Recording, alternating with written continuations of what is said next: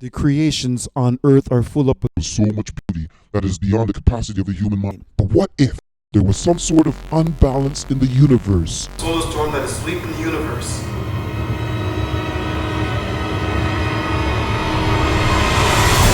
Government's announcement yesterday that a catastrophic solar flare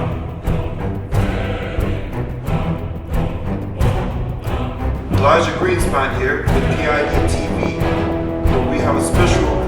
It seems like there was some minor explosion on the sun, which has triggered solar storms all over the universe. Our